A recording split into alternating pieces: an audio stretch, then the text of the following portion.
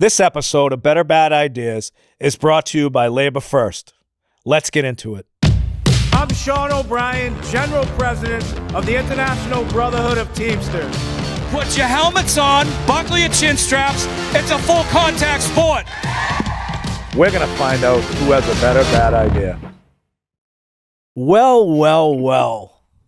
Today we have a special guest, my life partner, my soulmate, the one, the only, Christine Lynch. I wasn't sure what you were going to call me there at the end. What are you talking about? Well, you called me a couple of different names, so. Just late night. So how are you doing? I'm fabulous. Welcome to Better Bad Ideas. Thanks for having me on. Well, I mean, the guest that was supposed to be here canceled, so, you know, we had to go to the bottom of the barrel? We had to go to the bullpen. We had to go to the bullpen, you know? So how are you? I'm great, babe. How are you? Great. So Christine Lynch, as I stated earlier, is my life partner, my soulmate, my business partner, and she is the CEO, CFO of my life and also of Better Bad Ideas. So why don't you tell us a little bit about yourself? About myself. Where are you from? There's so much to tell, babe. Where are you from? I'm from where you're from, Medford, Mass. Right. God's country, Right. where they make the greatest. You grew up in the hood. I grew up in the hood. projects. 100 Exchange Ave. 100 Exchange Ave, yes. So what was it like growing up in the projects at 100 Exchange Ave? Well, I'm the youngest of 8, 5 brothers and 2 sisters. My closest female sibling is 10 years older than me. So all male testosterone around me growing up. It was chaos, absolute chaos. But I didn't know any better or any different. We lived a very poor life, run by the matriarch Q-Tip, as we call her at home. We call her Q-Tip because, you know, for the audience, her mother is probably about 5'2". No, 4'10". See, there you go. You correct me all the time. 4'10". Yes. She's probably about 105 pounds, soaking wet. Maybe. 87 years old. And she has this white head of hair that goes out like a Q-tip. Right. So we nicknamed her Q-Tip. Yes, her grandchildren coined her that name. Yes. Right. Yes. Yeah. Right. Yeah. But she's still the law and order of our family. So the youngest of 8, I mean, clearly your oldest sibling is what, 62 or 63? Right. And then the next one would have been Arthur Skipper, who is 2 or 3 years older than you. 3.5, yeah. 3.5. And then you were the last of 8. Right. So there's 5 brothers and 2 other sisters. Yeah. And your next 2 oldest sisters, 10 years older than you, as you stated. 10 and 12, yeah. 10 and 12. Do you think you were like a planned birth? Hardly. You know, right? one romantic night, like No, Mary and John. Bobby- Mary and John were devout Catholics, and you know, the rhythm method was probably practiced in my home, and to their dismay, it didn't always work. So 8 children came about. Not that they could afford us, because they couldn't, but my dad loved children, and my mother was a devout Catholic, right? So that's probably where Really? it lands. Interesting. I was definitely not planned. Clearly, there was no Netflix or Amazon back then to distract your dad from coming in from the Legion, probably with Yes. a couple cold soldiers in him, tripped and fell and looked. Several Schlitz. Yep, several Schlitz beers, Schlitz. tripped and fell in Q-tip, and here we are. And here we Here are. we are, 40-something years later. That's right. That's right. Right? Yeah, I know. So ironically, the Lynches and the O'Briens were very close growing up. I played football with your brother Bobo. That's correct. My brother Billy was friends with Bobo. And then all your other brothers, Tommy and Billy. Jay was older, but Jay was kind of gone, living his life in New Jersey. So I didn't really know Jay growing up. But Bobo and I played football together. I think we played Pop Warner together. And then we ended up playing high school. And Bobo was the best because Bobo was a year older than I was. And Bobo was the kicker of our team. That's right. And I was an up back. And so my assignment was once the ball is snapped to the punter, you look at outside contain, look around. As soon as you hear the ball, the thump of the foot on the ball, you run down and maintain outside containment. And so one This game, was a big game. This was. I think it was a 100th game, Yeah, maybe. it was the rivalry game. Maybe the 100th game of Medford. Malden. But your brother has amnesia about the whole thing, so it was cold. I remember that. And we were punting the ball to the opposition and, getting ready. The ball gets snapped, outside contain. I hear the thump of the ball. I fly down the field as fast as I can, and I don't see any ball. And your brother actually kicked the ball, and it went back behind him. over our head, and I think they scored a touchdown as a result of it. And your brother still denies that, even though it's on film. He said it wasn't him. It wasn't him. It's on film, and he denied it for a number of years. Every Thanksgiving, my brothers would give him a hard time about it, and he was able to deny it up until you entered my life. And I was a witness. You were on the field. I was a witness. He can't deny it anymore. And this thing was getting debated for like 2 or 3 decades that it wasn't him, it was someone else. Oh, it was him. But yet he'll talk about how he was the punter and defensive back and everything else. But I'll tell you, so it's funny. People always ask me, because I mean, in the union, in the Teamsters union, we were all both married before. We have children. You have 2 wonderful girls and a son. That's right. I have 2 wonderful boys. And ironically, our youngest, which is your Jesse, and my Joey, were born on the same exact day, the same year, and hospitals next to each other in Boston. And we never even knew it till we reconnected, which is funny. And everybody used to ask me all the time because, I've been divorced for a long time, and I always traveled around the country, and people would always ask me, are you married? Do you have a girlfriend? And I think some people may have thought like I was just asexual because I was always alone. And you and I we haven't seen each other since you were 15 years old. Now, do you remember the last time we saw each other? When you were 15 and I was 21 or 20, whatever the case was? I do, but I just want to backtrack just a little bit. When you were playing football with Bo in high school, you would come to many keg parties in my backyard of the projects, right? Allegedly. Well, you know what? It wasn't your backyard. You were on public subsidized housing. So it was our backyard because we were paying for it. Fair. Correct. Okay? But just so that you know, while you were out there with your red cup, I was on the couch in my PJs because I was in 5th grade. You were watching, you were watching. That's kind of. I was watching The Love Boat on Saturday Night Live. That's a little strange. Well, I like to remind you of that every once in a while. That's great. That's awesome. I can see the comments right now. So the last time I had seen you, I was about 15, and your brother Michael was a good friend of mine, because he was a good friend of my brother Skipper, who passed away. And of course, I chased my brother Skipper and his friends around everywhere, me and my friends. But they didn't want you either, huh? No, they did. Skipper, when I was small, my mother would say, watch your sister, take care of your sister. And I was nothing but a pain in the ass to him. But by the time I was 15 or 16, he kind of embraced the fact that I wasn't going anywhere. And if I was going to be anywhere, he wanted it to be with him, near him, and under his watch. So because of that, we became really good friends. And so his friends ultimately became my friends. My friends became his friends. And as you know, growing up in Medford, we were all defined by the parks in the location. You're stale on that because I said that on a podcast. That's the truth. Listen, That's who we if were. you're going to be on the podcast, don't stale my shit. Oh, baby. I might use that, all right? Because I said in a previous podcast where we grew up, we were defined by the park, park. We say it right away, park. Park. That we grew up near. You were a Tufts Park. I was a Tufts Park kid. You were a Barry Park kid. Barry Park, Cummings Park. Barry Park, Cummings Park. But as we got older and into high school, the parks meshed, right? So you found your people, and then you found probably your after a park. couple fights and shit. Yeah.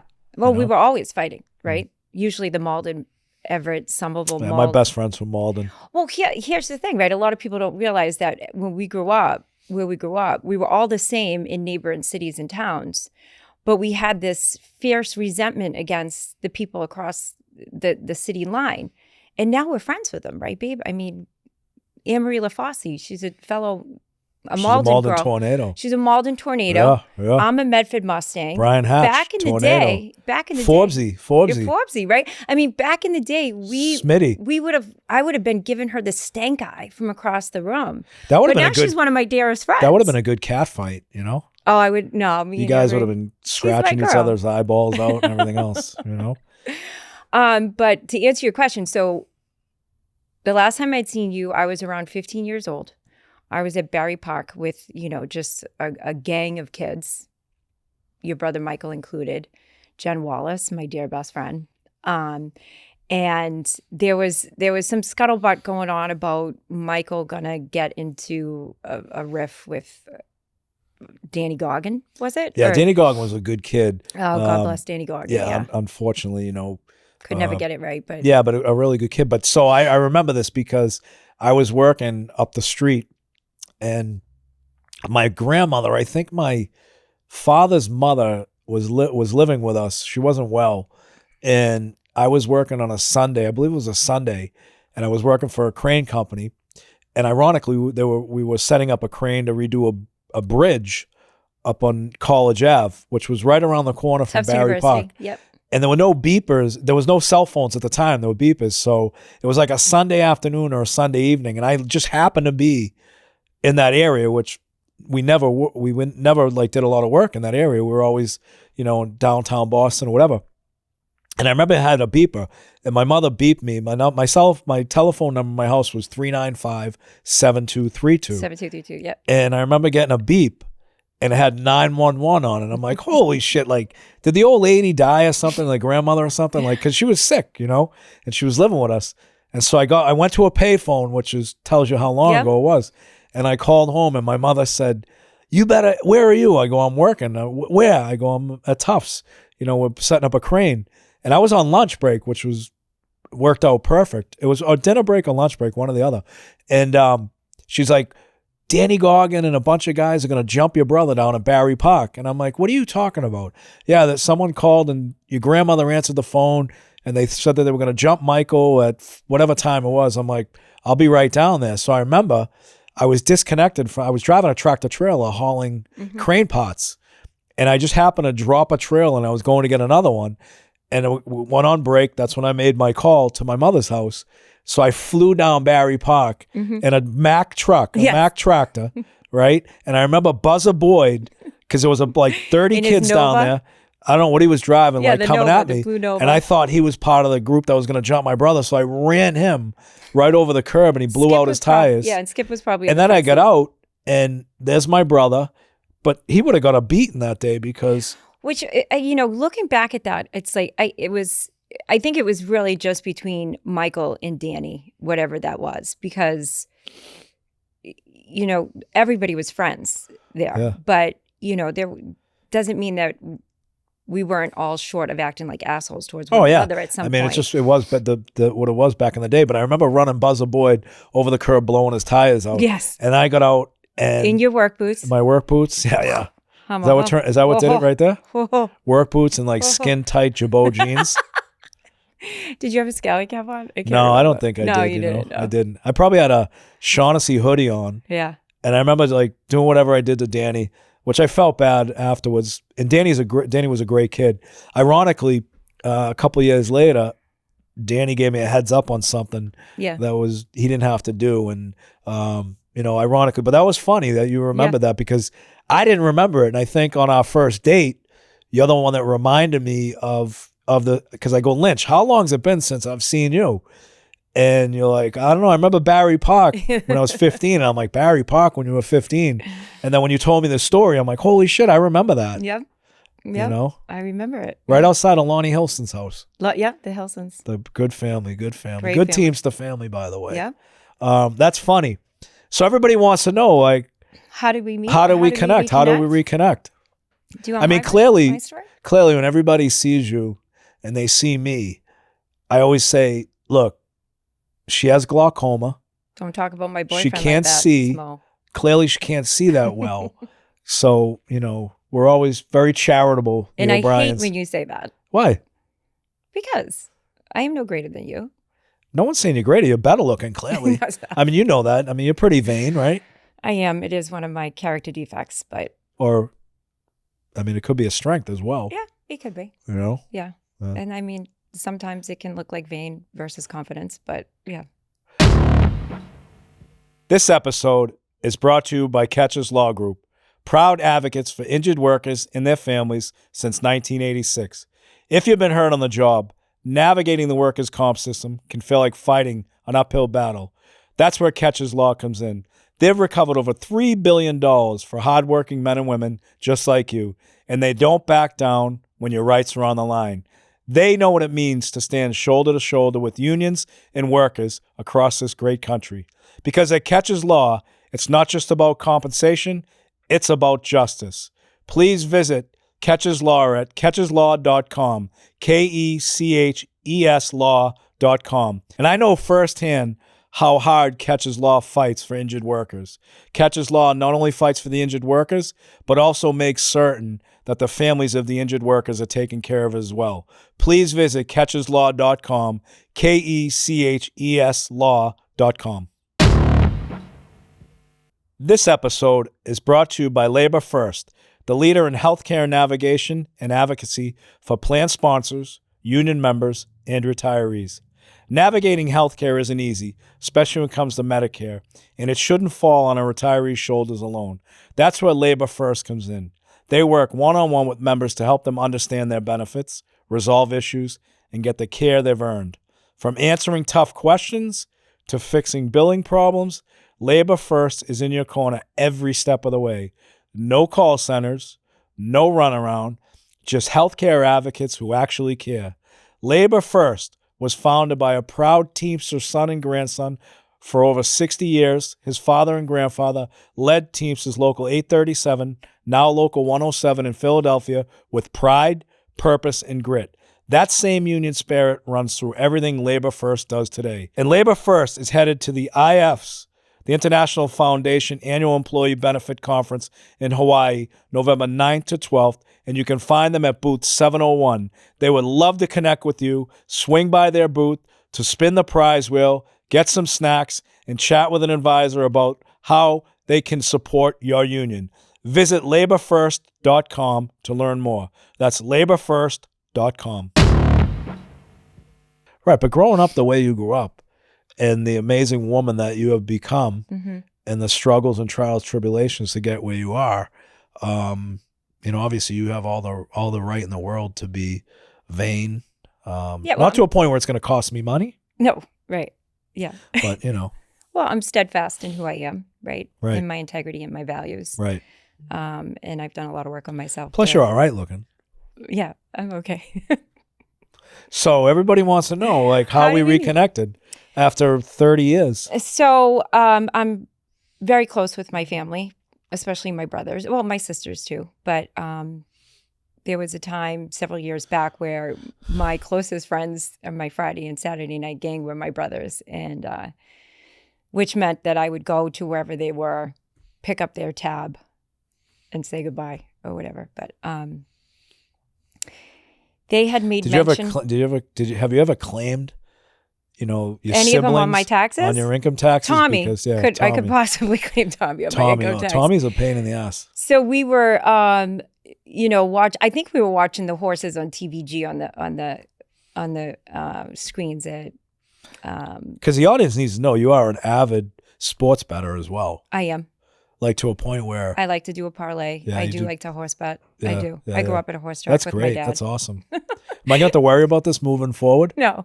All right. Babe. So anyway, my brothers were talking about the Teamster Gala that was coming up, the Autism Gala.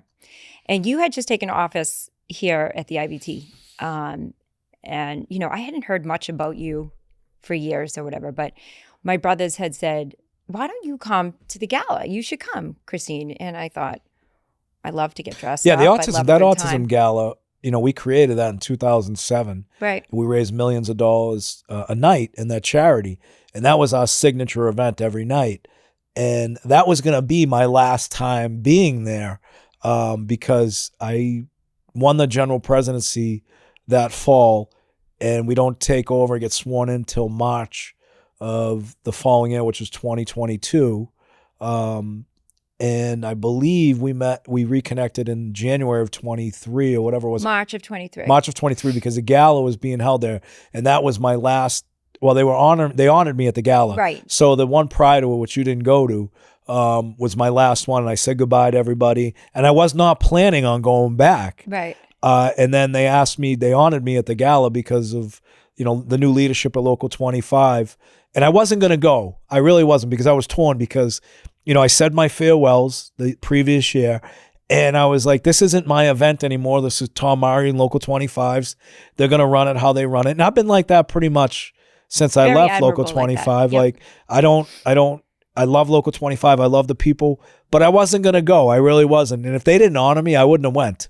Right. Because that's their event now. And Yeah. so I reluctantly accepted to go in, because at the time I was in the middle of national negotiations with UPS, and I was, knee deep, 20-hour days, doing that negotiation. And I was like, I really don't have time for this. Not that I didn't have time. I would love seeing the people in Boston when I go back.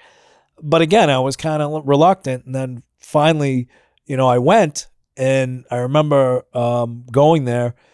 And of course, I was going to just make an appearance and leave. And when I went there, we got there early. I'll never forget it. We went in TJ Flaherty's or Old Flaherty's. What is it? No, it's the Irish pub. Yeah, the Irish pub in the Westin Hotel. That's MJ O'Connor's. MJ O'Connor's, yes. Sorry about that. And I remember having a Tito's and soda. And you walk in, and I'm like, holy shit, Lynch, you grew up, right? Right. Because, you came across my Facebook feed a couple of times. I'm not going to lie to you. I'm like, fuck, thank God she don't look like her siblings, Baby. I mean, it's the truth. Yeah, they saved the best for last. My dad did say that to me several times. I think people really don't believe you're on Lynch based upon what your brothers look like. They're handsome Irish men. But so that was the first time I had seen you in about 30 years. Do you remember what I said to you, though? I do remember that. I went, holy shit, Lynch, you grew up. Just also some background on that. That gala normally would take place in April, because April is Autism Awareness Month, correct? Right. And you're kind of at the mercy of the venue. Right. And there was something that the booking had to take place in March because of all the COVID dates from the years past or whatever. Had it taken place in April, I would not have been there, because I went for the entire month of April that year to visit my daughter, Samantha, studying abroad in Greece. So just a little...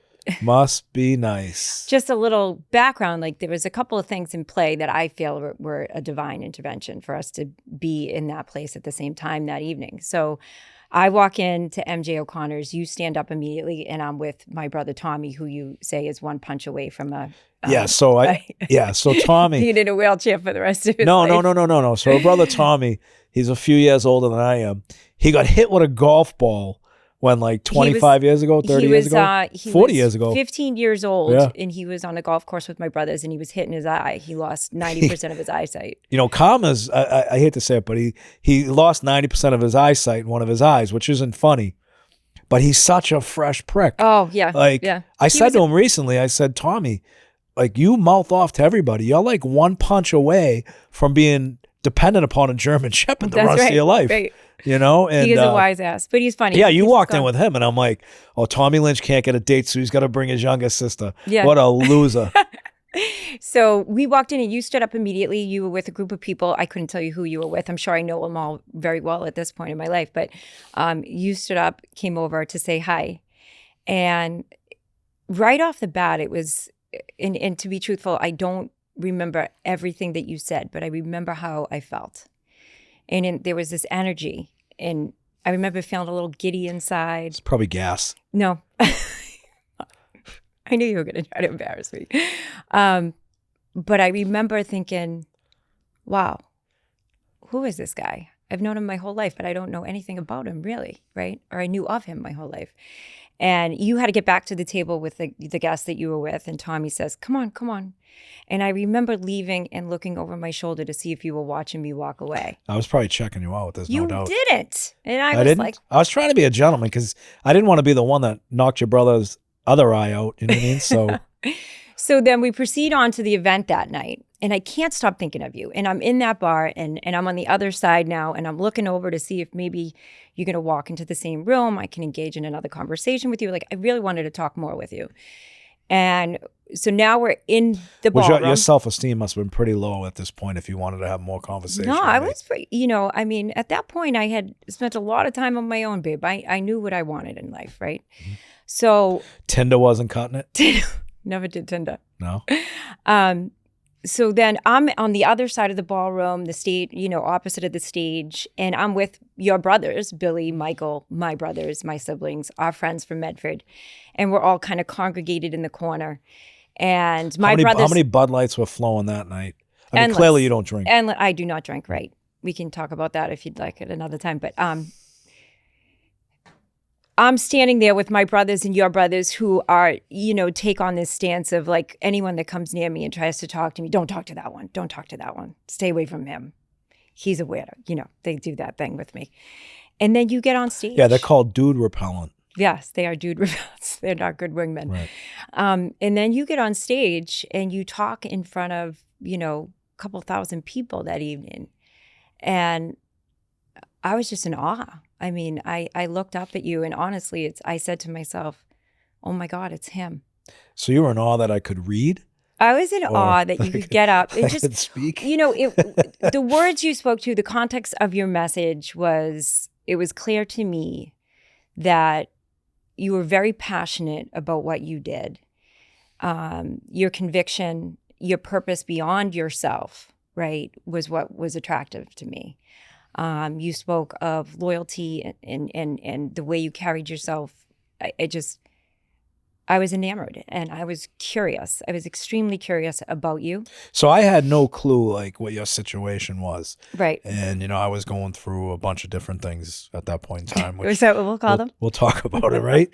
And, it was funny because, when I saw you the next day, I'm like, you always, because you see a bunch of people, and what happened that night was I gave my speech, and I literally was going to just leave the event because, it's not my event, and, I wanted people to truly be there for the event. And look, very grateful. I mean, we have great members, great people that have been going to that event forever, and they pay tremendous respect to me, but I, obviously owe them more than they owe me. And I just tried to exit stage left. And as I stepped off the stage to leave, there was like a line of people waiting to see me. And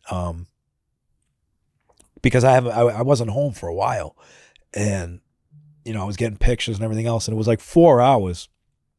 And then finally I was like, all right, I'm just going to leave. And ended up, I forget what I ended up doing that night, but I think I don't know if I stayed there, or I think I stayed at the Westin. You stayed at the other hotel. So the next morning, you were at the Omni and I was at the Westin. Right. The next morning I was getting up to fly back to DC. And I remember, you rethink the night, and I'm looking online of all the pictures and everything else from Facebook and all the social media. I'm like, oh, what's funny? It was great seeing Christine Lynch. I haven't seen her in probably 40 years at that. 30 something years at that point in time. And so I remember I hit you up on DM. I said it was great seeing you last night. Oh yeah. And not thinking nothing of it. Like I wasn't trying to hit on you or anything else. I was just like, hey, I haven't seen her, and the connections with your brothers and your family. And I remember sending you that DM.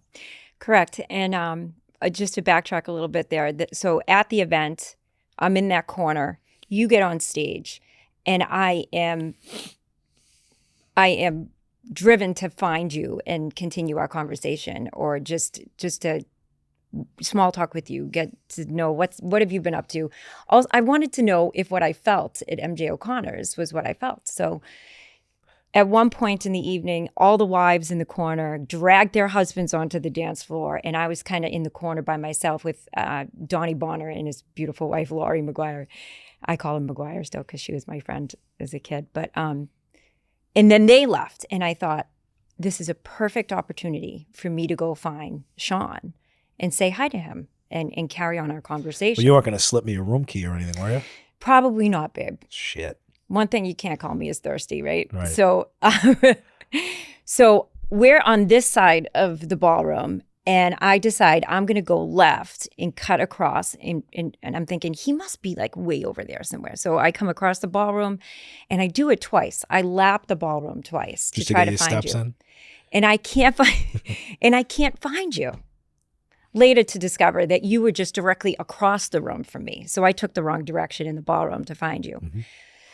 So I tried that a couple times and then I couldn't find you. So I gave up. And I'm not a drinker, as you know. Alcohol has been out of my life for 8 years now. And so everybody was having drinks and carrying on. And I thought, I'm just going to go back to my room. What was the fit like that night? I mean, my fit? yeah, your fit had to be. How can you not remember? I do babe? remember, but I mean, Backless, for the audience, I'm talking about the audience here. What was the I fit had like? a black backless gown on, Right. with cutouts, halter neck, pair of red bottom shoes. I mean, I was looking pretty good. I was looking pretty good. Yeah. So I had decided I was just going to, I'm a big believer for the work that I've done on myself to not force anything. And at that point I was like, okay, I'm just forcing this. I'm just going to go back to my room. It's not meant to be. And I went to go grab my coat. And when I was grabbing my coat, there was a silhouette of a person was walking towards me and it looked like you. And as I got closer to the person, it was Billy. It was your brother, My brother Billy. who has been a He part could have of been my life. stunt double that night. Yeah. Billy has been a staple in my life since I was in about second grade, right? Imagine Him that. and Bobo have been friends forever. So like he's very much like my other brother, right? So, and I was like, oh, it's Billy. So then I was like, all right. I said to myself, okay, you're definitely forcing it. Just go to your room. And I went back to my room that night and I thought, well, why don't you get dressed and go meet Bobo and Tommy and Billy and Michael, and maybe Sean will be there. And I thought, no, you're forcing it again. Just go to bed. You're good. So I woke up the next morning in my hotel room and by myself, obviously. What were you wearing? You know what I wear to bed. All right, just checking. And so I woke up the next morning and I see Sean O'Brien Facebook messaged you. And I open it up. And it says, hey, nice to see you last night, Lynchy. Thanks for coming and supporting. And I got out of my bed and I went, yes, I did. I mean, I'm not going to deny it. I was like, all right. So Jesus Christ, your self-esteem must have been at an all-time low. no, but I thought, okay, so if he thought of me, get them when they're at then their I'm not weakest, that right? Get them when they're at their weakest. Casey.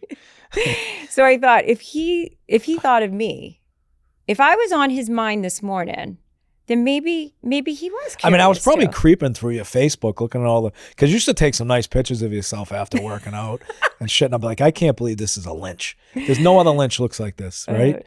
And I'm saying maybe she was adopted. I don't fucking know, right? Well, they used to tell me they found me in the Rat River behind the projects. Yeah. So, it's funny. So fast forward, I'm in the middle of UPS negotiations, which is the most important thing in our lives at this point in time.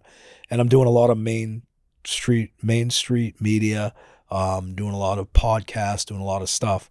And you have no idea what I do at this point in time, other than like, oh, he's the head of a union, right? Right. I mean, I didn't know all that it entailed, right? I knew that you had a very powerful position.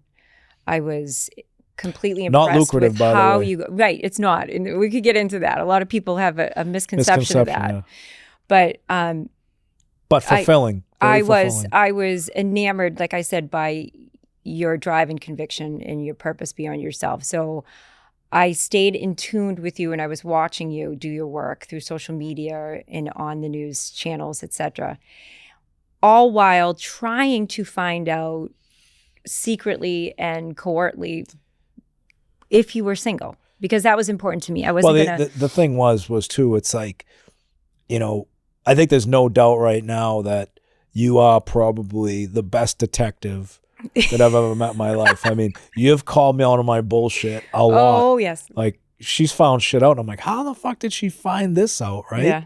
And so your nickname with my group, and these are all retired, like, detectives from the state police, like, gang units, homicide, all that, narcotics. I put them to shame. And your new nickname is CSI Canal Street. And because you just dig down. I said, look, it took you fools 20 years to catch Whitey Bulger. She could have done it in 20 minutes. That's right. I could have. Right? Oh my God.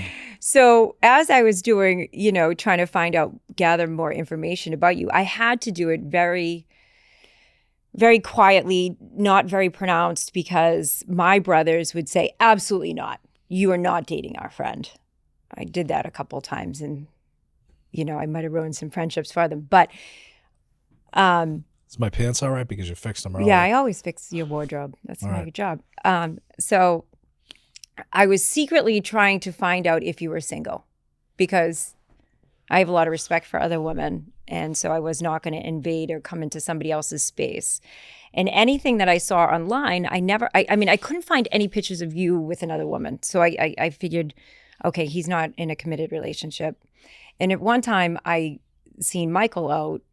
And Michael is my younger brother. Is your younger brother, my dear friend, who, whenever we're together, he still says to me, Lynchy, who's your favorite O'Brien? And I say, you, Mikey, of course. And he'll say, and I'll say to him, the kid is thirsty for attention. And I'll say to him, Obi, who's your favorite Lynch? He goes, you, of course. We still say that to each other when you're not in earshot. Thirsty for attention. So he was there, and someone said, Mikey Bates said, where's your brother? Where's Sean at? And he said, I think you were in Africa at the time. South Africa. For work, yeah. And of course, as soon Which as was your a name, fucking nightmare, by the way. As soon as your name comes up, my ears are like, you don't even care that it was a nightmare, but go ahead. It's all about you today. Oh, you're fine. You live to tell the story. It's all about you today. So I saw an avenue for me to ask a question. So he's like, oh, he's in Africa, blah, blah, blah. I say, hey, South Africa. I said, hey, Mikey, by the way, does Sean live in D.C. by himself? So you were saying by himself to figure out if there was another woman. If there was a woman in your life. Yeah. And Mikey. We were brought up the right way, though. Think about it. He turns to me and says, he didn't give an inch. He did. He turns to me and he says, Sean, no, he's never alone. He's always got his attorneys or his security with him. And I thought, oh, Mikey, you did me no, like I got nothing out of that. I mean, they didn't sleep in my bed. They weren't living with me. Right. He's always with his security and his right. See, my brother Michael's a smart, very smart guy. Yeah, he tells me. So I brought that moment up to him recently, and he said, were you doing "I an knew interrogation, trying to find out something." He said, "I knew what you were." He said, "I knew what you were getting at, but I wasn't going to call you out on it. So I was trying to give you information without also giving away information." So my brother Michael was being like your little informant. Of course he was. He's been my boy since we were kids. Little Henry Hill. Look at him. So that was step one. And then, Mikey Bates, who's a good friend of both mine and yours. Mike used to cheat off me in high school. I bet he did. So one time in law class, Mr. McDevitt was our law teacher. Yeah, he was mine too. I did well in school. One of my favorite teacher of all time. I always did good in school, right? And it was funny. I used to skip class all the time. But I just know what the test material, I read the book, whatever. And so Mikey used to cheat off me all the time. So one test, I got a perfect score of 100. Mikey Bates never got 100 in his life. Loved the kid to death. But he would just do enough to pass, whatever, cheat off me enough. That's Mikey. So me and Mikey skipped school this one Friday, and the exam, Mr. McDevitt was reviewing the exam and the score. And he says, it's kind of ironic. He says, the two people that got the highest score in here haven't shown up to class all week. I got 100 and Mikey got 100 because Mikey sat next to me and cheated off. He'll tell you. He'll tell you. I bet. Mikey's the best. Another time, Mikey said to me, you came on TV. You were doing an interview for one of the networks, and you came on TV, and we were at Long Cross. Long Cross is a bar on Saturday afternoon. I'm glad you guys are all at a bar while I'm working. Where I watch my bets that are on my parlay. While I'm out there working. So, and by the way, you don't drink, so you were just there. You were actually donating to the cause. You were actually donating to their fundraiser, meaning paying their bar tab. Paying their bar tab, Tommy's, Billy's, and you come on the screen, and he says, "Chris," and I'm newly retired, and he says, "Christine, you should go down and work for Sean in D.C." And Mikey Bates says this to you, and I think to myself, I don't want to work for Sean O'Brien. I want to go on a date with Sean O'Brien. Of course, I can't say this out loud, right?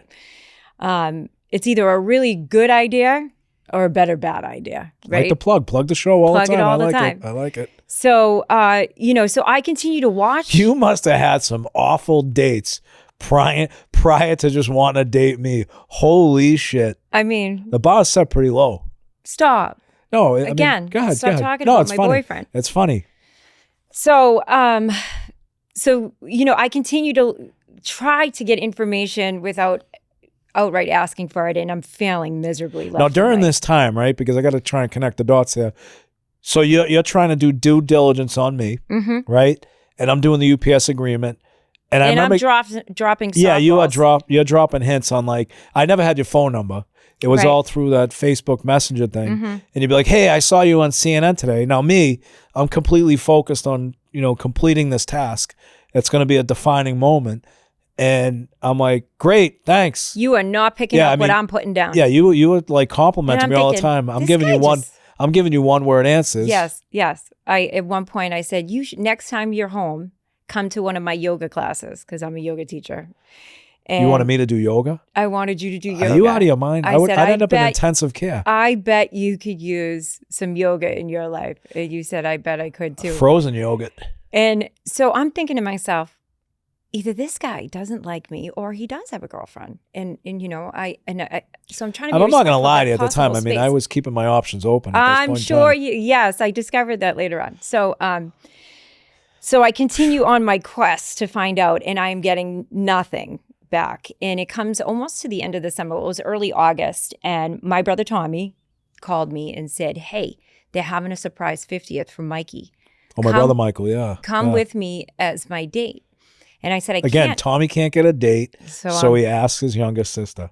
So I said, I can't come. I have another commitment with my other brother, Bo. We were going to a semi-reunion of sorts of a group of friends that we all hung around with up in Seabrook, New Hampshire. And so I said, I can't. I'm going with Bo. But for me, it was a segue to send you a message, right? So I send you a message and I said, hey, I heard they're having a party for Yeah, because my we friend didn't Mike. talk for a while in between. Yeah, it wasn't like we were texting. No. I wasn't. I mean, I was not. No, it was every so often. Yeah, I wasn't. I was again not a thirsty bitch, so I was not aggressively pursuing you. I was just watching you from a distance, very curious, and hopeful to find out more about you, and over the course of time. And so I sent you a message, and I said, "Hey, I heard they're having a surprise party for my buddy Mikey," and you said, "Yeah, you should come," and you gave me the address of the restaurant. And I wrote back, oh, I wish I could, but I'm going to be with Bo tomorrow up in Seabrook, New Hampshire. He said, oh, tell Bobo I said hi. So the following day, it was a Saturday afternoon, I was up in Seabrook, New Hampshire with my brother Bo, his wife, and a bunch of friends of ours, all friends of yours as well. And I'm sitting on the beach, and Danny Burke, a mutual Danny's friend. the best. Danny is you the didn't even best. know how close Danny and I were. I didn't know that you had a good relationship with Danny. Yeah. But after my brother Skipper had Probably died, one of the most solid human beings. loyal people I've ever met in my life. After my brother Skipper died, many of my brother's friends took, so sort of like a stance that they had to take Skipper's place and look out for me. And even though I was a grown adult, right? And, I was married for a number of years and away from my friends, and, so we had lost touch. And so I had gone through some difficult times, and seeing Danny that first day in many years on the beach, he said to me, kiddo, what's going on? I'm out of my marriage now for 6-7 years. And he says, what's going on with you? Have you met anybody, someone like you? Are you on Tinder? Did you start an OnlyFans page? Yeah. Like with all the questions Berkey was asking? Berkey wouldn't allow me to be on Tinder. Or, I mean, let's get it straight. They all think that they're my big brothers, most of these men, right? So I said, no, you know what, Danny, I've been on dates, and I've, met some gentlemen, but it's all, I always feel like it's like sticking a square peg into a round hole. Like, I need somebody that understands my roots, where I came from. My family is an integral part of who I am. And, I did not spend a lot of time around my family during the course of my marriage for various reasons. And I never can be away from them again. And I said, and people that understand where I've been, I'm sober. And look, well, you didn't clearly, I'm not. You clearly are not, right? But no, but not in a bad way. No, You're not. I know. You're right. I know. So, I said, so it's really important that the next person I meet understands my roots, knows who I am, sees my sobriety as a strength and not a weakness. Yeah, and I'm very supportive, obviously, of You are. sobriety and creating programs. And You are. You know, we joke about it a lot of times, but I'm actually glad you don't drink. Right. You're bad enough without booze. Trust me. I'm tough enough without it. Oh my good God. So, and Danny looked at me and he said, "You know what, kiddo?" He said, "You're going to bump into somebody that you've known your whole life, but that you haven't seen in 30 or so years. And you're going to hit it off famously." And he's talking to me. And as he's talking to me, you come into my mind. And I'm thinking, oh my God, it's Sean O'Brien. Oh, I know it Jesus is. Christ. It's Sean O'Brien. And he goes on to say, and the both of you are going to be similar in the fact that you've had your first relationships, you've been there, you've done that, you've evolved, you left Medford, did something with yourself, successful. He says, it's not going to be any of these assholes that are here today. Even though they're our good friends. They're all our good friends, right? Yeah. We love them Yeah. terribly. He said, but it's going to be somebody that you already know. And I thought, I mean, why? You didn't want to date someone that, like, you know, take you to the Elks on Friday no, night? no, Or the Legion? no, babe. Not that there's anything wrong with the No, Elks I or love Legion. those people. They're my I friends. spent many a night in there, but, you know, Yeah. they still smoke in there. And Yeah, you know, the no windows thing no gets me window every stuff, yeah. time. So I mean, I'm like just totally flabbergasted that he is speaking these words to me, and you're right. You have been on the front of my brain for so long, right? And I'm thinking, it's him. It is definitely him. And this isn't something that I'm forcing inside of me. This is just something that keeps resurrecting inside of me. That first moment that you were standing in it's front like of a me tick. at the You're Western born with Hotel. a tick. It just keeps making Keeps you coming tick. back. Just Yeah, keeps you just coming keep back. ticking. So I decide that I am going to do it. I'm going to ask. And I build up. Dan ultimately gives me the courage to just ask. And the next day, I have a segue in to send you a message. And I say, I hope my brother Tommy behaved. Oh, that was a party. That was a party. Yeah, that's right, Michael's party. I said, I hope my brother Tommy behaved at Michael's party last night because, as we've already told the audience, he can be a wise ass, find himself into trouble with his mouth. Oh, obviously. And I said, I followed up with, he wouldn't be the first Lynch I'd send to represent my family. Jokingly, of course, because I love my brother dearly. And you wrote back, no, you would be. And I said, that's it. I'm in. I'm asking. And I held my phone in my hands and I looked and I said, how am I going to say this? And I just right off the cusp said, yeah, you asked me out. I said, fuck it. Yeah, you Can't said, hurt yeah. to ask. Yeah, you said fuck it. Yeah. Are you single? I said, because I'm not sure if you felt something that night at the gala, but I certainly did. Mm-hmm. But completely understand if you want to remain friends and not enter into something past that. I respect it, whatever. And you give me back one word answer. I am. I was like, okay. That's 2 words. 2 words. I am. I Okay. am. Yeah. So at that time, like I said, my options were open. Right. And you knew it. Right. Right, So you knew if you saying you were single, at least I really wasn't completely single, but I had my options open, as you know. you were not in a committed relationship. No, I wasn't. And this is the best. So I get this text and I'm like, holy shit, this girl's a smoke show, number one. She doesn't give a shit who I am for my title. And clearly I don't have any money, so she's not after me for my money. Right. Right? I'm Right. like, we fuck- got more into that on our 1st I'm like, date. Yeah. fuck it, why not? Right? Yeah. And I said, but the other thing too is like, this doesn't work out. And then I got to fucking fight with her brothers. It's going to be a nightmare. But hey, you know what? We love chaos. We'll figure it out. So I'm going to take over from here if you don't mind. Sure, babe. So I'm nervous as fuck because, you know, I mean, clearly, you know, I'm punching above my weight class here. And, you know, I had to do an event somewhere for the union. And we came up with a date, which we were going to go. And I'm like, oh, good. I'll take her to my favorite restaurant in Boston, Abe and Louie's. My favorite too. Right. So I didn't know that at the time. So I called my buddy, Jimmy Sala, who is the manager of the place. I'm like, hey, Jimmy, The best. I got a hot date Saturday night. I said, you know, he goes, exactly. This is exactly what he says. When I said, hey, I got a hot date Saturday night, he goes, you want 2 seats at the bar?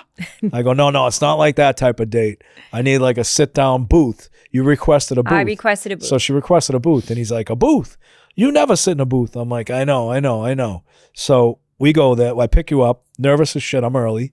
I remember calling you, say, hey, I'm early, and you were getting ready. I was so nervous. And so she comes out. You look like a 12, and we go to Abe and Louie's. And do you remember what I was wearing? Yeah, I do. It was a jean dress, Denim. tight as shit. Excuse me, from Italy, right? From Italy. And I remember going, zipper up the front. Yeah, zipper up the front. And I'm like, oh boy, look at this, and I'm like, Jesus Christ, I'm like, this is gonna be one date and done. You know what I mean? It ain't gonna last. So we go to Abe and Louie's, and I'm nervous. I don't think you said any of that, babe. What did you? I did. Really No. say? I was like, the fuck does she see in me? She must be, like I said, I thought you had glaucoma. You opened the door. I opened the door as a gentleman. No, I brought you, well, like, you picked me up at my house. picked You you up brought at your me a house. small gift. Yeah. Yep. You came in. Are you gonna let me? Is this your podcast or mine? it's both of us. Better bad ideas with Sean O'Brien.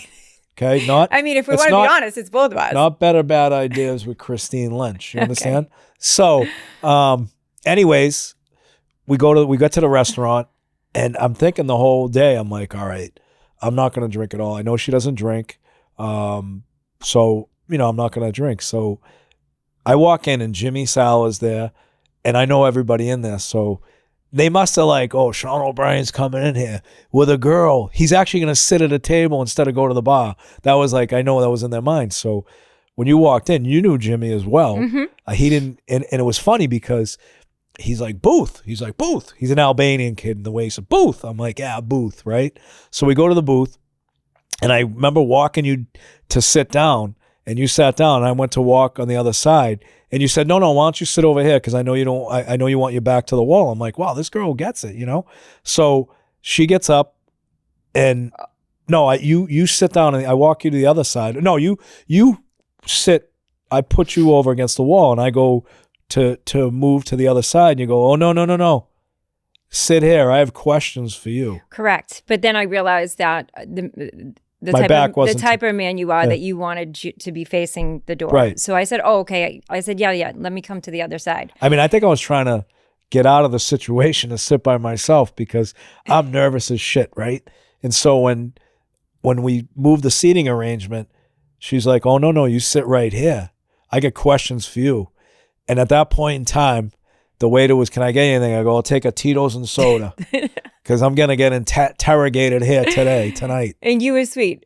So then you stood up so that I could get on the inside of the booth so you could have the end. And there was a couple reasons why I did that. One, I did want to be close to you. The main reason was I'm a big energy person, and I believe in that. And what I felt that night of the gala, I wanted to see if that transferred into that evening, if I was feeling that. Right. Because I think that's important. Right. The energy you were giving off to me versus and what I was receiving and vice versa. So I wanted to feel that, and boy, did I feel it.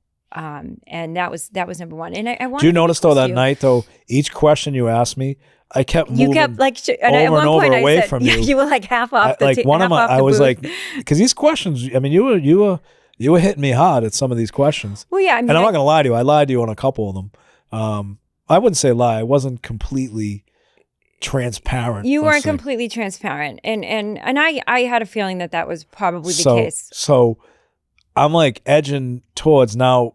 Again, remember I said I wasn't gonna have anything to drink, and I'm like, another Tito's and soda. Like I think I was 3 deep, and then you finally said, "This is the best part." We had a great conversation, a lot of same characteristics, same likes. Yeah. We both loved each other's characteristics.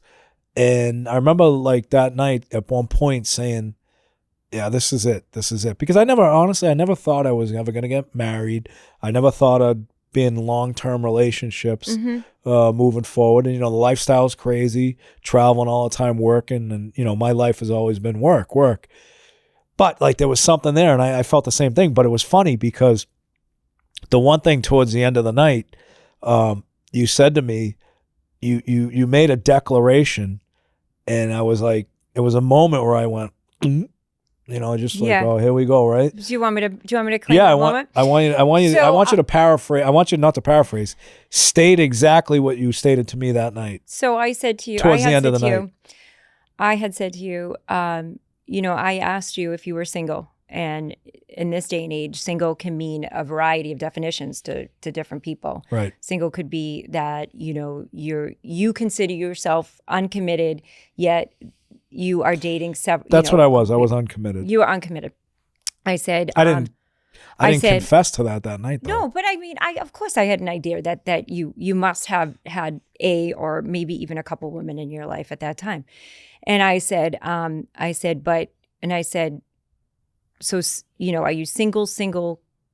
My whole point was, if we're going to give us a shot, there can't be other people involved. It's not fair to them and it's not fair to us. Right.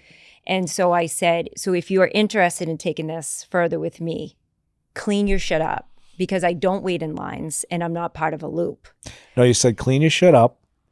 I'm not And going to no be disrespect to the girls that might have been in your life. I don't think they were shit, but I was saying, like, I'm not going to be part of a rotation. I'm not part of a rotation. Right. And I don't wait in lines. And you went, clearly. Yeah, another Tito's and soda, please. Yes. And so, I mean, I think I knew. We did have some bumps in the road, though. We have. We've had some bumps in the road. We have. And Which is normal. I mean, we are. Because I wasn't fully transparent, probably in that first date. Yeah. Right? Yeah. But, it is what it is. And, but, after we finish our meal and everything else, I was like, I don't really want to go home right now. And I knew, like, there was no shot of me getting lucky that night. No. So I was not like, a chance. All right, do you want to get another drink at the bar? And you were yeah. drinking, I think, soda water or something. So we're at the bar and I get a glass of wine. And I bump into a kid I played football with in college, Dave Marmaron, who thought that we were hilarious. ready to go to the altar the next day. Yeah, he thought we were getting married. Yeah. And I'm like, no, we just reconnected after 35 years or whatever it was. And this is like our first date. And he looks at me, he goes, wow, fucking Shawno, you're punching above your weight class, huh? Yeah, I think his wife had to slap him as he's looking you me up and down. I think his wife slapped and his wife's him. Awesome. She They're was a great sweetheart. people. Yeah. So, I mean, we've spent a lot of time talking about how we how we first met got back together. Yeah. Why don't we talk a little bit about where we are now? Are you hosting the show again? I mean, sorry, Cass, but I am the on-site producer. On-site producer. Right. I mean, Cass is our Right. lead producer, but no, I mean, look, it's a great story and how we reconnected. I love and it. I love came our back story. full circle. Where are we now? I mean, I think we're in a great spot. Again, we've had bumps in the road. Yeah. Caused a lot by me. Being involved in the job is not easy. It's not easy being. It takes a in love special with person. Yeah. Takes a special person. I mean, we make all these plans to do things, and ironically, unfortunately, at times, the union and the membership come first. But what's it like dating being with a Teamster a general leader? president? Yeah. Well, first, I to this day, right straight from the moment I saw you up on the stage, I continue to be enamored by you and who you are and what you stand for. I actually remember the time we were driving home. This was probably about 6 or 7 months into our relationship. We were driving down to the beach house, and we had been out all day. And I turned to you and I said, "So when did you know you were different?" And you looked at me. I remember that. I thought you like. I didn't mean. I thought she like was referring like, when did you realize you were special needs? Nothing wrong. I mean, I support those programs 100%. But I'm like, why is she insulting me? Does she know I have a learning disability or something? No. Were you going to put me on an active IEP? You and I are very similar in our intellect and in the way our belief system. And I saw in you a lot of me, and I wanted to ask you. I don't believe anybody ever posed this question on you: is when did you realize that you were different than your peers, different than the people that surrounded you? And you thought about it for a second, but then you realized that you did at some point in your young life realize that you were different than your classmates, etc. And you said it was about 4th grade, and for myself, it was just around that same time too that I was set apart from my peers. And And I mean, you didn't know it at the time. yeah, and but I'm like, not being, I don't mean that you don't to know be it in at a the time, but cocky like, way, but no, and it wasn't that you were different in a better way or a worse way or whatever. I just knew there was something different. And I don't even know what it was. Well, I think, well, for the both of us, I think, and I see this in you and I know this about myself, as much as have been surrounded by people my entire life, I am a lone wolf. I internalize a lot. Most of my struggles I have suffered on my own, in my own time, in my own quiet Most space. of the problems in my life, I've caused 95% of them. And I believe you too. You're surrounded by people that are there to support you and to in whatever shape or form that you can use as a sounding board or a voice of advice or whatever it is. Right. But in the end, you always come back to self, as I do, right? Because we truly believe we have the answers inside of us. Not always the right answers, but we do. Where you and I are similar in that fact that we try to find the answers within ourselves. And in doing that, we dissect ourselves in the situation in a 360-degree angle, right? Before we most times do not shoot first and think second. We are thinking thoroughly about the situation. We foreshadow what it might look like before we execute what we want to say. Yeah, I think to your point, like when you talked about the question you posed, and I remember that, and I was like, how do I answer this? And then I thought about it, and then you look back.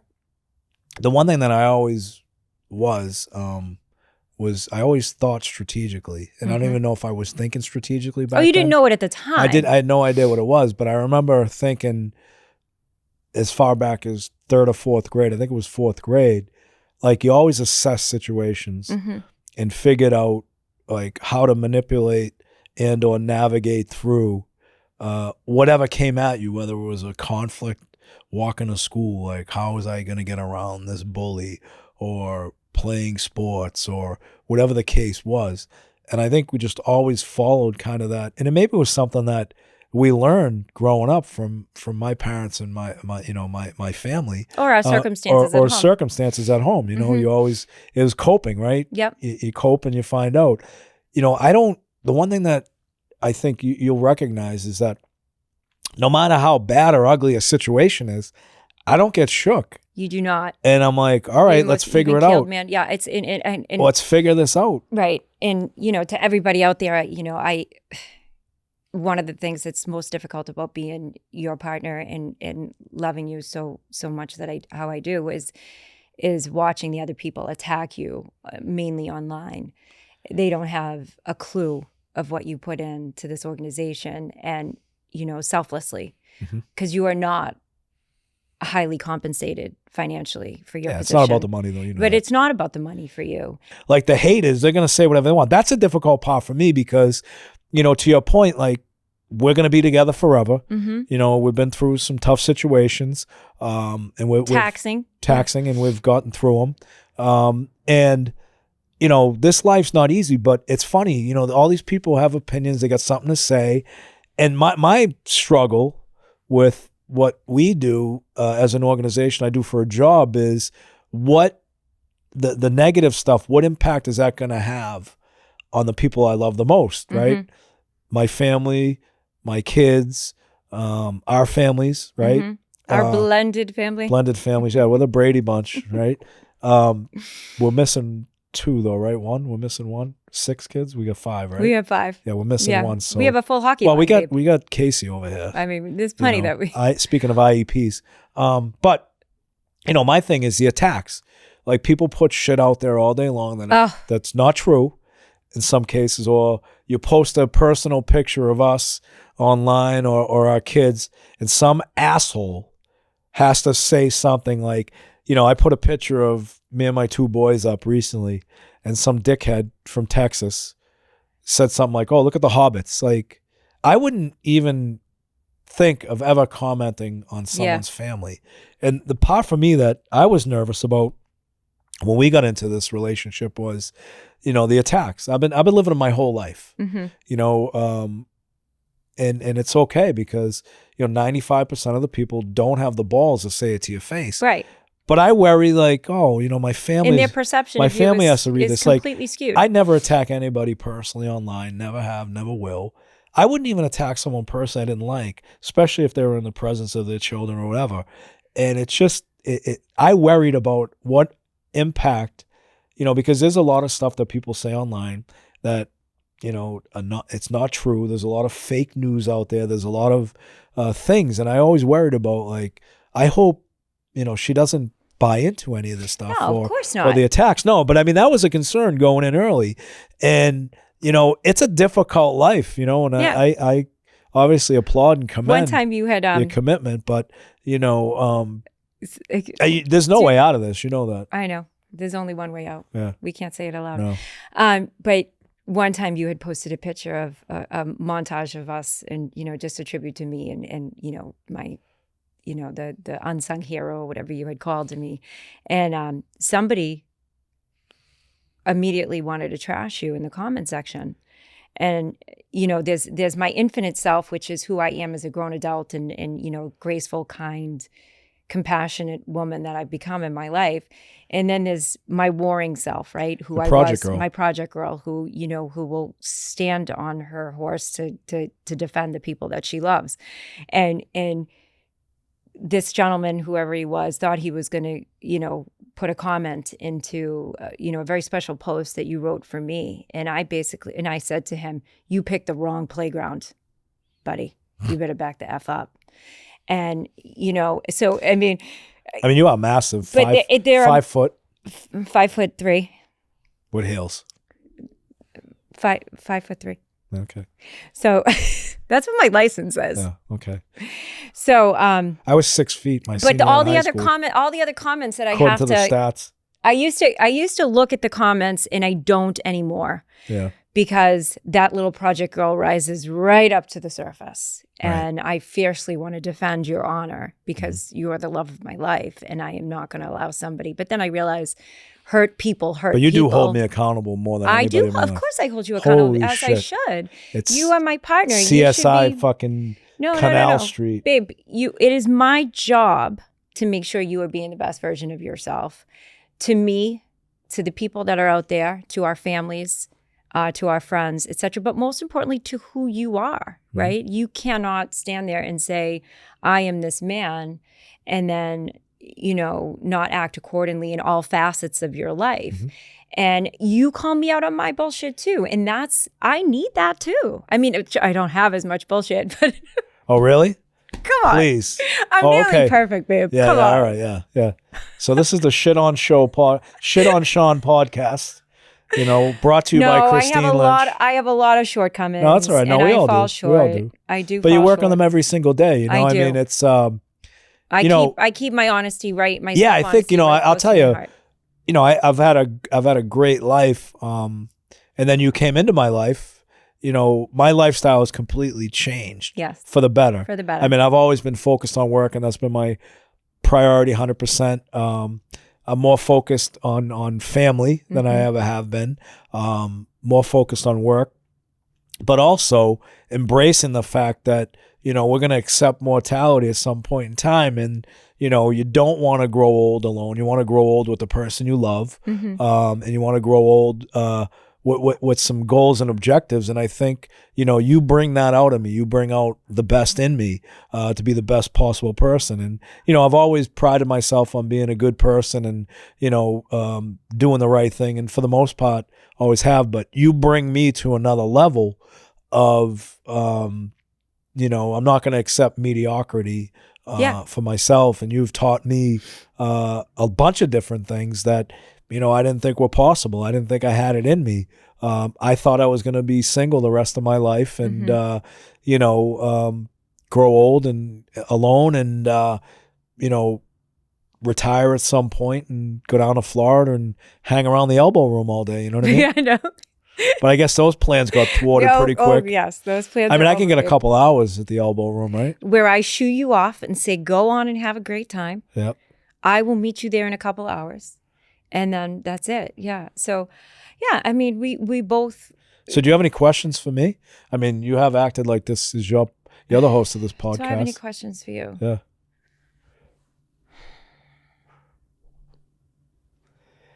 Oh, I hope you enjoyed the episode of Better About. No. I'm trying to think if I have any questions for you. I mean, what's been the most challenging thing for you in a relationship with the general president of the Teamsters and everything? I mean, you told me right off the cuff that there were going to be times that I would be disappointed, that we might have plans to be somewhere or go somewhere, but your schedule changes, and I'd have to be okay with that with being disappointed from time to time. And you forewarning me that is the way your life goes was huge and key. I'm a pretty pliable person for the most part, and that is our life. There are times when we're supposed to be here or go here, and you say, babe, I've got to be here, Can you give me a ride to Logan? But I'm fortunate enough that I'm able to travel with you on a lot of the trips. So we are blessed in that area, so that we get to spend more time with each other. I think you have more followers in the Teamsters Union than I do now. Yeah, on social media? Just everywhere. I mean, everywhere I go, people ask me, like, they don't even know you. Because I was always pretty private about my... Well, I'm so proud of you, babe. Yeah, no, but I'm pretty private. I was always private about my personal life, especially in the Teamsters, because it can be an unforgiving organization. And I always wanted, to keep my personal life out. And, of course, I've branched out, and everybody knows pretty much who you are. Right. And I get ridiculed as a result of how good-looking you are. And, Stop, babe. I always just remind people, look, what do I say to you? Watch it. But I always tell people this is not a birth defect. I earned a lot of this. I love that face. I mean, so, but no, I mean, it's great. You've, and you've motivated me in my professional life as well. I mean, think about it. Some of my biggest moments, I've been a part of. You've been a part of, and you've supported, speaking at the RNC. Oh, that was incredible. A matter of fact, we went on a vacation the week before, and 4 hours a day during our vacation, which I never take vacations, I was prepping with my team on the speech we were going to deliver. And, you weren't upset about it at all. You were like, nope, you got to do your thing. Work is a priority.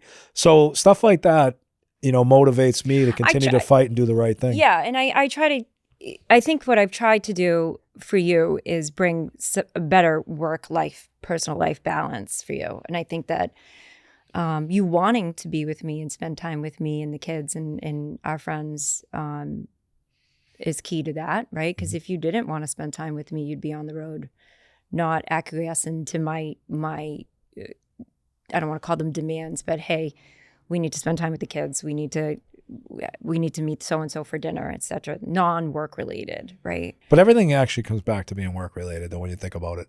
When we're out, when we go out to dinner, or we go out socially, or we just go for a walk. Oh, everywhere we go. We always... Even when I'm by myself, I stop every UPS driver that I see. I ask them how they're doing. I take selfies with them. I send them find out if they're going to vote. Find out if they're going to vote. Don't forget to vote for my guy. Campaign manager, yeah. Don't forget to vote for my guy. He works hard for you. I'm recently... But just so that the audience understands, like, if you were to leave your position and go back to driving for Shaughnessy, I would be... You're just thinking about those hot work boots. Those work boots. And those tight Jabot jeans. And I made that, on our first date, I made that very clear to you that I was not after your position or your power, that I wanted to know the man behind all of that. I said, I'm not after any of that. Sometimes you didn't like the man you got to know. I said, I'm not after you, your power, or your money. And you looked at me and you go, I may be after yours. Yeah, you have more money than I do. So, definitely, yeah. But, and that's, if it all went to shit tomorrow, babe, we'll figure it out. We'd figure it out. And if you were driving, an 18-wheeler, I'd be packing our bags and I'd be sitting in that passenger seat with you. You'd be riding shotgun? I adore you. I mean, the problem is, though, like, if we ever did that, became like team drivers, tractor trailer drivers, like sometimes we bicker, we get in like little fights. Yeah. And you go your way, I go my way. Me and you? Yeah. You know how it goes. Like, you'll go like do retail therapy at Copley Plaza. I'll walk to Sully's Tap, which is owned by my good friend Dana Rosenblatt, which is on our street. Dana's great. Right outside the Boston Garden. and then, we reconnect. But think about if we were in a tractor trailer, we get in a fight, probably because of something you did. Like, I don't know, yeah. And I would you know what I would do? I'd pull over, like, hey, honey, do me a favor. I don't think the directionals are working. Go to the back of the truck. I'll look in the mirrors. And you would take off. I just leave you for like 10, 15 minutes. Smo. Circle around, right? Circle around. Sean O'Brien. And come back, pull over and go, all right, are you done with your bullshit? Because we got a delivery to make. All of my bullshit is a direct result of your bullshit. We're not talking about me. We're talking about you right now. We're talking about you. Well, listen, I appreciate you coming on. You didn't ask me the question. Which you one? ask everybody else who I'd want to have lunch with. Again, this is not your podcast. Okay, so who would you want to have lunch with? I already know your answer. If you could have lunch with anybody in the world, not one of our deceased loved ones, but anybody in the world. Christine Lynch. I love you, babe. Christine Lynch. Even though it's been Snoop Dogg consistently. It's good. Okay. Snoop, don't get mad. Hopefully we have lunch at some point. No, I mean, I always enjoy coming home, and having like quiet time, going to a dinner with me and you, with you and I, yeah, and or just doing nothing. I mean, I have never ever done nothing in my life, and I am nothing. And I am a very affectionate person. My language of love is physical touch, words of affirmation, and then time. And you are not necessarily any of those. But I have made you. Those. To a point, yeah. To a point. I mean, the touch part's not hard. Of course let's be realistic. Of course it's not. But yeah, I'm really not an emotional person. But to me, you are. A little bit. I haven't cried in front of you yet. Yes, though. you have. No, I have not. My sweet baby, Don't dear. Start your bullshit. Don't start. You're not any less. I gotta call bullshit on this one. You're not any less of a man. No, but all right. So, I mean, who do you want to have lunch with? Megyn Kelly. Megyn Kelly's the best. She is the best. You got a lot of similarities. She is the epitome of a high-value woman. She does not waver from her beliefs. She stands solid and steadfast in what she believes. Even if somebody on her team, the right side, falls off the mark, she calls them out on it. Oh, she calls balls and strikes. She does. And she just doesn't waver. I had the fortune to do her podcast. I know it. I was more excited about that than you were. Yeah. No, I was excited about it. I'm a huge Megyn Kelly fan. You were, but I'm a huge fan of hers, and how she doesn't waver, right? And one of the greatest things that she said to me at all times is like, the whole left side, the real far left, bashing men. I mean, and this, what she said to me, some men have earned that though. Really resonated with me. Here I am, a sister I have 5 male siblings. I have a son. You have 2 sons, right? She said, I am not a feminist. I am all for the women of the world who deservingly get the positions and the pay that they deserve. But I am not a feminist. We need men. We need strong men to lead us in this country, in our homes, etc. And when she said that, I mean, I was already enamored by her to begin with. But when she said that, it landed on me. Like, I resonated. Like, that is me. That is me. Well, I mean, you're definitely not a feminist. I mean, you're a survivalist, number one. Right. Growing up where you come from. But feminists don't, like, bet 4-leg parlays, bet horses. I mean, one time I came home and you're on your sweatpants sitting on the couch and your hands were down your pants, like stop, just babe. at the top like this, right? No. Listen. And I'm like, you definitely grew up with 3 brothers watching TV. 5 brothers. 5 brothers. Yeah. And I'm like, but in all reality, I mean, you are a self-made person, probably one of the best people that I've ever met in my life. And the one thing that I'm grateful for is that you challenge me every day to be a better person. And you're one of few people that actually call me out on my bullshit. Mm-hmm. And I'm grateful for it, even though at times I want to fucking punch the wall. But the reality of it is, look, people come into each other's lives for a reason, and I'm grateful. And I'm grateful for you coming on the Christine Lynch version of Better Bad Ideas, previously hosted by Sean O'Brien. I love you so much, baby. You're my best friend. I love you too. Am I your best friend too? You're my best friend. You were just supposed like to I say have a that, like fucking- I said it. Like I have a choice. Don't say that. I'm only kidding. That's I'm not kidding. okay. I know, but I have to, shock factor for the audience. You wanted me to yell at you in front. Yeah, I want see what I go You through. wanted me to See reprimand what I you in go front of- through every time. Well, this has been great. Hopefully, we can do it again in about 10 more years. 10 It'd be more awesome, years, yeah. baby. No, I'm only kidding. When do you want to do it again? I mean, you were just given that eloquent description of Megyn Kelly and why you like her and everything else. I mean, it kind of felt like you were auditioning for a spot on The View. The View of all shows, you picked The View for me. Of course I did. All right. Thank you very much. We appreciate it.